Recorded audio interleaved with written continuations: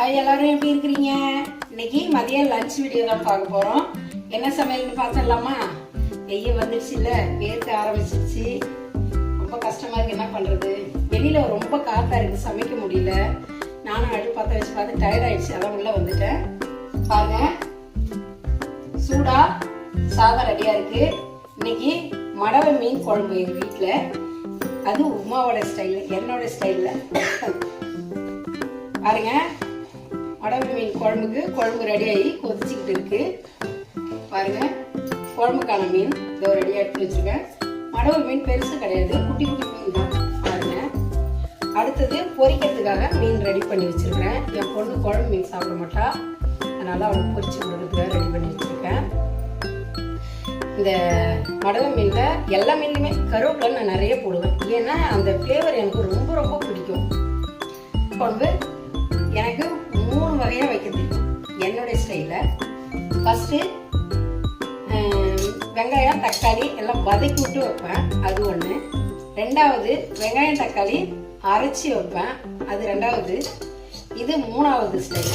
இது எப்படின்னு பார்த்தீங்கன்னா, குழம்பு ரெடி பண்ணி புளி கரைச்சி மிளகாத்தூள்லாம் தேவையான அளவு போட்டு 2 சின்ன வெங்காயம், 4 பல்லு பூண்டு, கொஞ்சம் ஜீரகம் அதெல்லாம் நசுக்கி தனியாக வச்சுக்குவேன். தாளிப்புக்கு கடுகு வெந்தயம் அதுவும் தனியாக வச்சுக்குவேன். வெங்காயம் தக்காளி பச்சை மிளகா கருவேப்பிலை இதை எல்லாத்தையுமே குழம்புல கூட்டி எல்லாத்தையும் பச்சையாக கட் பண்ணி இது உள்ளே சேர்த்துக்குவேன். சேர்த்து தாளிப்பு போட்டு கொதிக்க வைக்க வேண்டியதுதான். இவங்கள வேற ஒன்றுமே கிடையாது, ஈஸியான இது. இதில் காய் சேர்க்கலாம். என்ன காய் சேர்க்கலாம்னா, முருங்கைக்காய் சேர்க்கலாம், அடுத்தது கத்திரிக்காய் சேர்க்கலாம், அடுத்தது மாங்காய் சேர்க்கலாம். இந்த 3மே ஒன்றா கூட சேர்த்துக்கலாம். ஆனால் என்கிட்ட முருங்காய் இல்லை, கத்திரிக்காய் இல்லை, அதனால் மாங்காய் மட்டும். எங்கள் மரத்தில் காய்ச்ச மாங்காய் பாருங்க. எங்கள் வீட்டில் மாங்காய் பலாக்காய் எல்லாமே ரெடி ஆகிட்டாங்க. பலாக்காய்லாம் பழுக்கிறதுக்கே ரெடி ஆகிட்டாங்க. குட்டி குட்டி காயாகவும் இருக்காங்க, நிறைய இருக்காங்க. பாருங்கள், மாங்காய் எங்கள் வீட்டில் காய்ச்சா ஒரு மாங்காயை கட் பண்ணி போட்டு வச்சுருக்கேன். இது பங்கனப்பள்ளி மாங்காய். உண்மையிலே இந்த மாங்காய் புளிக்காது, எதுவும் செய்யாது, சூப்பராக இருக்கும் மக்களே.